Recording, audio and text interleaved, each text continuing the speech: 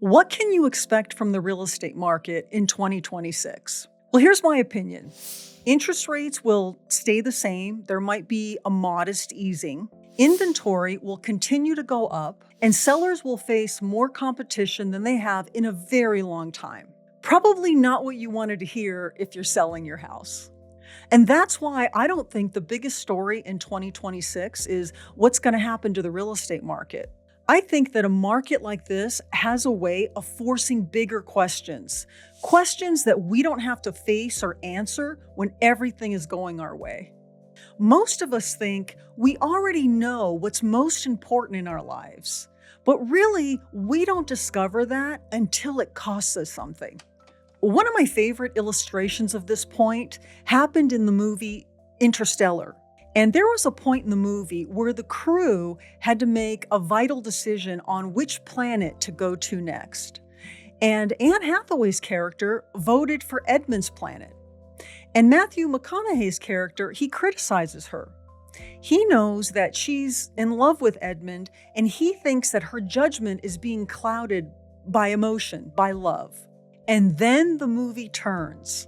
One galactic curveball after another, and then Matthew McConaughey faces the biggest decision of his life. By the end of the movie, he realizes that what he had dismissed as an emotion wasn't a cloud on judgment at all. It actually led them to the breakthrough that they had been looking for the whole time. And I think that's what life does to all of us. We think we are making decisions based on logic and rationality until things don't go according to plan. And then we find out what's really calling the shots in our lives. My point is, we are not neutral. We like to think we're neutral, that we're following sound financial theories, but we're not. There's something underneath all that that's in control. Every one of us has a deeply held belief that ends up making the deciding vote when we are forced to choose between two good things. Let me tell you what I mean.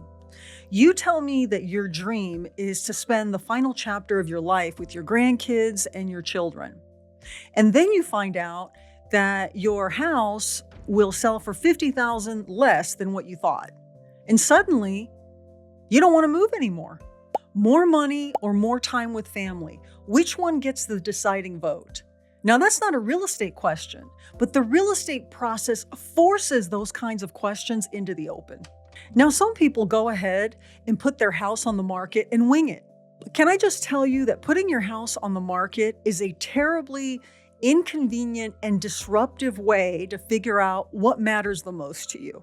So let's figure that part out first, and then we can put the sign in the yard with confidence. So before the sign goes in the yard, start not with how much money am I going to make, but instead, what kind of life am I trying to build?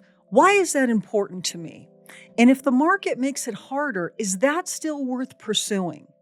And once you're solid on those answers, the decision to sell your house in this market becomes a lot easier and a lot more clear. A real estate market like the one we're in now doesn't dictate your priorities, but it's going to show you what they really are. And I think that's the biggest story of 2026. Text the word SELL, SELL, to the phone number below, and I'll help you with the real estate part. I'm Tania Michaels, and this is where decisions get made.